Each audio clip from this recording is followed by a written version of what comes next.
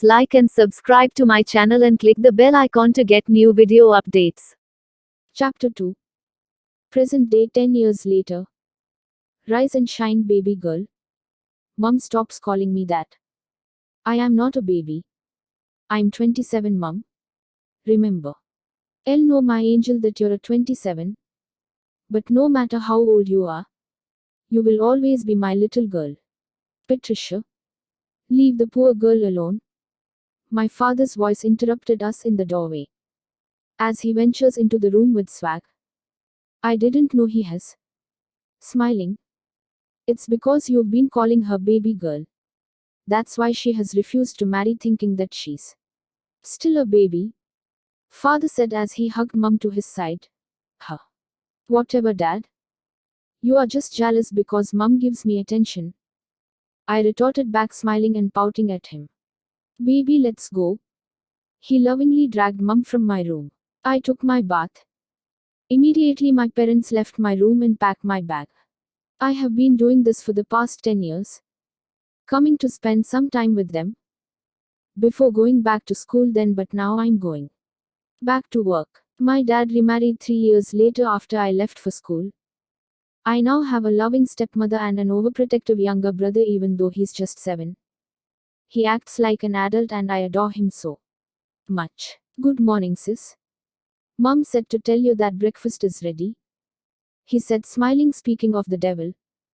I smiled back and went to hug him. Okay, little devil. Let's go, I'm through. We make our way to the dining table and sat down. Mum was busy dishing our food while dad was typing away on his phone. Once a while he glances at me. He's giving me the creep. I sat down beside my mum and began to eat. I couldn't help but remember those times when we barely eat 3 square meals a day. I'm now a graduate of journalism from New York University. After graduating from the university, I was able to secure a job in one of the prestigious media house, Melton Media, where I will be working very soon. My dad now owns a shoe company called Pandora, while my stepmom is a baker. I love my family so much I wouldn't trade them for me anything. Angel, don't you like the food? You've not eaten anything since? Mum said sadly as she looks at me. Come on, mum. Don't be sad. I love it. I was just caught up on my thought. I'm sorry. You'll be leaving for New York tomorrow. Don't forget all that we've talked about. Yes, Dad. Of course. All that Dad and I have ever talked about is how I'm getting old and need a man in my life. Blah. Blah blah. But I keep telling him that there's no man for me out there. Stop rushing the girl, Tom. When the right time comes, she will surely get married to the right man. Mum said, smiling, immediately jumping to my defense. The phone ringing interrupted whatever is it that I wanted to add to what Mum said. Standing up as I took excuse for my parents, I walked to the sitting room to take my phone. Hello, beautiful damsel, I said excitedly into the phone cause it was my bestie calling. Hey, baby.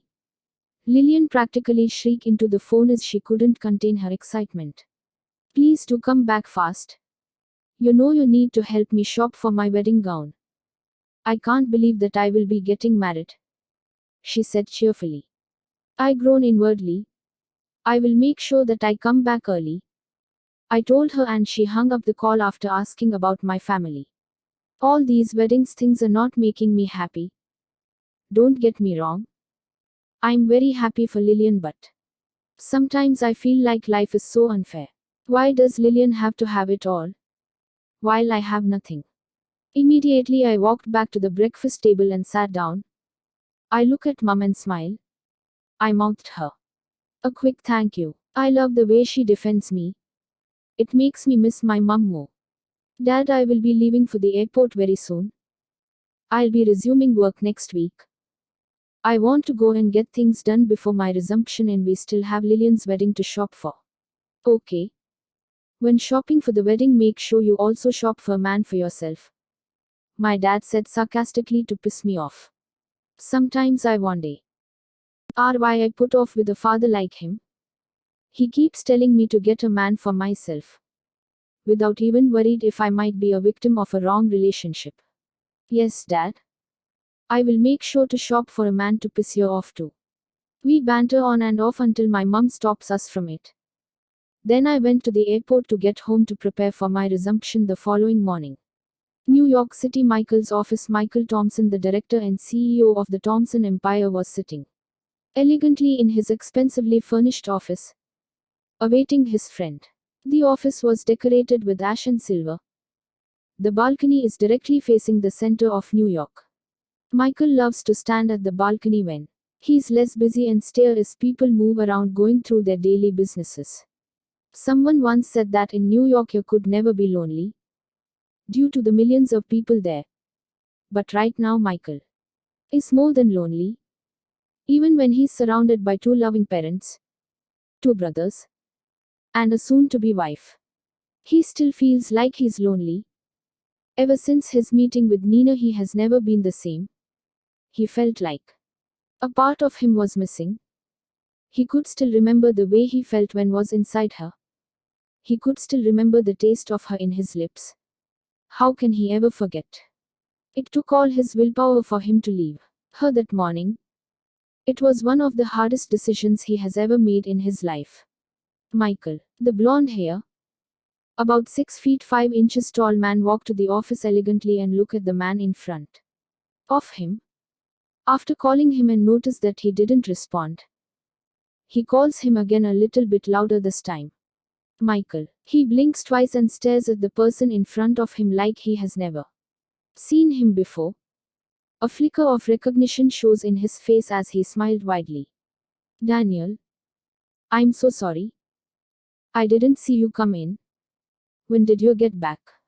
The blonde hair guy named David is his best friend from childhood. They've been together through thick and thin. And they're still going stronger. I'm good. And I just got back now. Danny sat down casually on the chair in front of my table, making me sit down in the process. Sometimes he behaves as if he owns the office, while I'm just the guest. Don't tell me you're still thinking about Lillian's friend. I rolled my eyes at him without answering, typing through my computer. I've told you. Let me talk to Lillian. She will help you talk to her. And she. No, please don't do that, I cut him short. I don't want Lillian to know anything about it. And I have a fiancé. It was just a one-night thing. This will pass. David gave me a look that says, I don't believe you, but I shrug it off. Anyways, don't forget that you are my best man. And when we are back from Paris, we'll be going for the pre-wedding rehearsal, Danny said as he saw himself out of the door. I huff and get back to work. I have been working for the past 2 hours uninterrupted when my intercom suddenly rings. I pick it up. Yes. Aurora. I thought I said I don't want to be disturbed. I'm sorry, sir. But Miss Melton is here to see you and she wouldn't budge when I told her you don't want to be disturbed. All right. Send her in. I dropped the call. The smile fell from my face immediately. I saw Deborah walking into my office. She was clad in a dark blue skin-tight jean with a purple, flowery top. She was just coming back from her modeling shoot. Even though she was simply dressed, her face was caked in heavy makeup. She just couldn't do without makeup.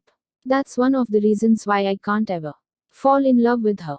She walks slowly to me and wraps her hands around me, kissing me lightly on the lips as she sat down on my lap. Hello. Handsome. Miss me? I smile. Why will I miss you, Deborah? When I have loads of work here for me to do. She huffed and stood up from my laps. At least for once in your life, try to act nice to me, she said, getting irritated. I ignored her and went back to typing away on the computer. The only time I feel like there's a connection between us is when we are having sex. She sat down heavily on the couch and crossed her legs. I don't love you, Deborah, I told her harshly. I'm tired of explaining the same thing to her over and over again. How many times do you want me to say it? I can never love you. I enjoy the sex between us, which is why we are still together. She started crying. I couldn't care less. It's not as if she didn't know. She just thought that I will wake up one morning and fall in love with her.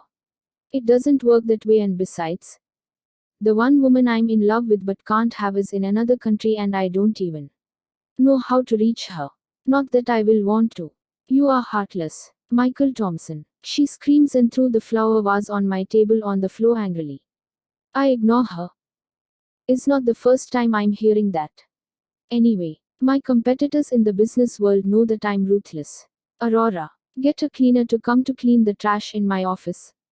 I dropped the intercom as I stood up and regard her buttoning my suit in the process. I have a meeting in the next 30 minutes. Will you go home or will wait for me to drop you off? I'll wait for you, she said. I walk out of the office with Aurora closely behind me just as the cleaning lady walks in to clean the. 1 hour later, I was walking out of the meeting room with Aurora. I couldn't believe how tired I was. Soon I and Deborah were walking out of the company door arm in arm. I opened the car door for her to get in while I went to the passenger side and get in. The driver to her apartment was quiet with both of us content in our thoughts. Come in for a cup of coffee, Michael. She smiles at me. Immediately we go to her house. I accepted, and we both climbed the elevator to her floor. She went to get me the coffee while I sat down on the couch. Here, she gave me a cup of hot coffee and went into her room to change out of her clothes while I sip my coffee silently. Michael, why can't you love me? Deborah said, walking out of her room to sit down beside me on the couch. Here we go again, I murmured to myself. You are lovable, Deborah. The problem isn't with you but for me. In my heart, there can only be one woman and it's not you, I told her truthfully as I held her close.